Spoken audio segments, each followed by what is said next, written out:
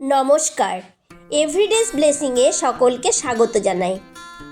আজ আমি এক স্ত্রীর কাহিনী শোনাব, যার প্রভুর প্রতি প্রেম, ভক্তি, শ্রদ্ধা ও সম্মান ছিল। আর সে একজন পাপী ছিল, কিন্তু তার জন্য সে অনুতপ্ত হয়ে প্রভুর কাছে ফিরে এসে নিজেকে উজাড় করে দিয়েছিল প্রভুর সেবায়। আর এটি লোকলিখিত সুসমাচার 7 অধ্যায় 36 থেকে 39 পদে লেখা আছে। একদিন এক ফরিসি, যার নাম ছিল সিমন, তার বাড়িতে প্রভু যিশুকে ভোজে নিমন্ত্রণ করেছিলেন। আর সেই নগরে এক স্ত্রীলোক থাকতো, যাকে সবাই পাপী বলতো। আর সেই স্ত্রীলোক শুনতে পেল যে প্রভু যিশু সিমনের বাড়িতে ভোজনে আসবেন। আর প্রভু যিশু যখন ভোজনে বসেছেন, তখন সেই স্ত্রীলোক একটা শ্বেত পাথরের পাত্রে করে সুগন্ধি তেল নিয়ে এলেন এবং প্রভু যিশুর চরণতলে দাঁড়িয়ে কেঁদে কেঁদে তার চরণ ভিজাতে লাগলেন। আর তারপর তার চুল দিয়ে প্রভু যিশুর চরণ মুছিয়ে দিয়েছিলেন। আর প্রভু যিশুর পায়ে চুম্বন করতে করতে তার পায়ে সেই সুগন্ধি তেল মাখিয়ে দিয়েছিলেন। আর তা দেখে সেই ফরিসি সিমন মনে মনে বলতে লাগলেন যে উনি যদি ভাববাদী হতেন, তবে জানতেন যে ওনাকে স্পর্শ করেছেন সে কি প্রকার স্ত্রীলোক, কারণ উনি একজন পাপিষ্ঠা। প্রিয় বন্ধুগণ, যদিও এই স্ত্রীলোক একজন পাপী ছিল, তবুও তিনি আমাদের কাছে এক আদর্শ। তার জীবন থেকে অনেক কিছু শিখতে পারি। লোকে তাকে পাপী বলতো, হয়তো কেউ তার সাথে মিশতো না বা কথাও বলতো না, কিন্তু সে প্রভু যিশুর কথা শোনা মাত্র ছুটে এসেছিল, কারণ সে জানতো প্রভু যিশু হলেন মহান, আর তিনি ঈশ্বর, আর তার পাপ তিনিই ক্ষমা করতে পারেন। তাই তিনি অত্যন্ত প্রেমের সাথে ভক্তি ভরে প্রভু যিশুর কাছে এলেন। তিনি যখন এলেন, তিনি কিন্তু খালি হাতে আসতে পারেননি। হয়তো তার সামর্থ্যও ছিল না কিছু আনার মতো।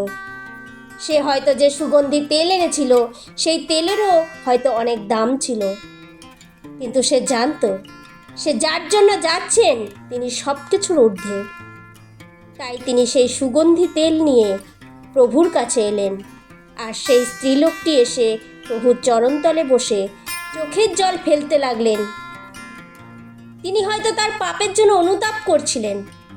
সেই সময় হয়তো তার পাপ তাকে কুরে কুরে খাচ্ছিল, বা তার মনে অনেক দুঃখ কষ্ট ছিল, কিন্তু তিনি জানতেন তার পাপ প্রভু যিশুই ক্ষমা করবেন, আর তার দুঃখ কষ্ট তিনিই দূর করবেন।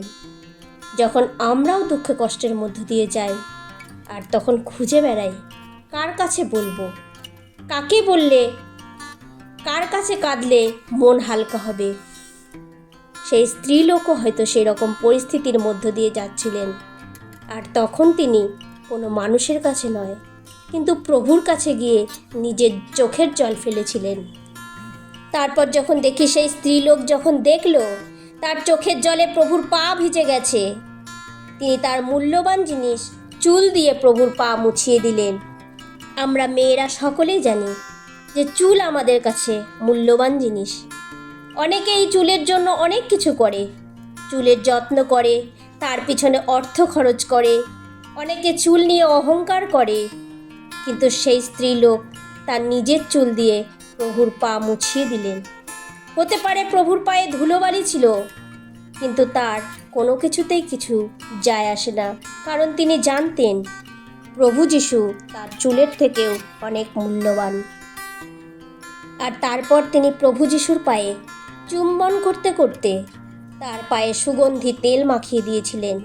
তিনি প্রভুকে সম্মান দিয়েছিলেন তার পায়ে চুম্বন করে, কারণ তিনি জানতেন প্রভু সেই সম্মানের যোগ্য। কারণ তার পাপের জন্য লোকে হয়তো তার সাথে খারাপ ব্যবহার করত, তাকে লোকে পছন্দ করত না, কিন্তু প্রভু যিশু পাপীদেরকে ভালোবাসেন।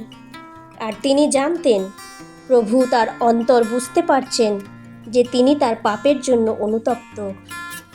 আর সে হয়তো প্রভু যিশুকে সম্মান জানিয়ে প্রভুর সেবা করে তার পাপের প্রায়শ্চিত্ত করতে চাইছিলেন। তাই সে নিজেকে উজাড় করে দিয়েছিলেন প্রভুর সেবায়। আর প্রভু যিশু তার পাপ ক্ষমা করেছিলেন। লুক 7 অধ্যায় 48 পদে লেখা আছে, পরে তিনি সেই স্ত্রীলোককে কহিলেন, তোমার পাপ সকল ক্ষমা হইয়াছে। প্রিয় বন্ধুগণ, এই স্ত্রীলোকের যেমন প্রভুর প্রতি প্রেম, ভক্তি, শ্রদ্ধা ছিল, যার জন্য সে নিজের মূল্যবান জিনিস দিয়ে প্রভুর সেবা করেছিল আর তার পাপের জন্য অনুতপ্ত ছিল, আর সে সম্মান জানিয়েছিল আমরাও যেন তার মতো হই। সর্বপ্রথম প্রভুকে স্থান দিই। আমরা যদি পাপে পড়ে আছি, অনুতপ্ত হৃদয়ে যেন ফিরে আসি, তিনি তাহলে আমাদের পাপ ক্ষমা করবেন। আর তার কাছে সম্পূর্ণভাবে নিজেদেরকে সমর্পণ করি আর তাকে সম্মান করি। ঈশ্বর আপনাকে আশীর্বাদ করুন। আসুন প্রার্থনা করি। হে সর্বশক্তিমান জীবন্ত পিতা, আজকের দিনের জন্য তোমায় ধন্যবাদ। পিতা, আমাদের জানতে অজান্তে যাই পাপ করেছি তুমি ক্ষমা করো, আর আমরা যেন আমাদের অন্তর থেকে প্রেম, ভক্তি, শ্রদ্ধা দিয়ে তোমার সেবা ও আরাধনা করতে পারি। এই প্রার্থনা পিতা তোমার পুত্র প্রভু যিশুর নামে চাই। আমেন।